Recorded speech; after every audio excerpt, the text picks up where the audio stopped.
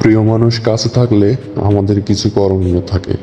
আমরা সেই করণীয়গুলো পালন করলে যা আমাদের মাঝে বয়ে আনে অনাবিল শান্তি ও প্রশান্তি।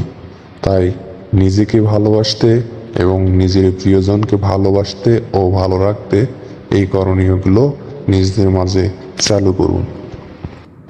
আপনার প্রিয় মানুষটি পাশে থাকা অবস্থায় নিজের মুঠোফোনটি সরিয়ে রাখুন। একটু তাকে সম্পূর্ণ সময় দেওয়ার চেষ্টা করুন। ফোন চালানোর সময় দিনের মধ্যে অনেক পাবেন, এখন নয় একটু রাখুন।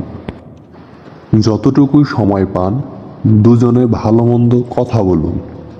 জীবন নিয়ে কোনো পরিকল্পনা থাকলে একে অপরের সাথে শেয়ার করুন। সারাটা দিন কার কেমন গেছে জিজ্ঞেস করুন। কোনো পরামর্শ করার থাকলে দুজনে দুজনকে বলুন। সাংসারিক আলোচনা, সন্তানাদির বিষয়গুলি, বয়স্ক পিতামাতা সহ বহু কিছু আছে। কত মানুষ একটু কথা বলার অভাবে এক বুক আফসোস নিয়েই মরে যায়। তাই নিজের প্রিয় মানুষটিকে গুরুত্ব দিন। যতটুকু সময় পান তাকে বুঝুন এবং নিজেকে বোঝানোর চেষ্টা করুন। কাজের ফাঁকে যখনই ফ্রি থাকবেন তাকে বলুন যে আপনি তাকে অনেক ভালোবাসেন। কথার মাধ্যমে, কাজের মাধ্যমে, ভাবের মাধ্যমে তা প্রকাশ করুন। এর মাধ্যমে ভালোবাসা বৃদ্ধি পায়।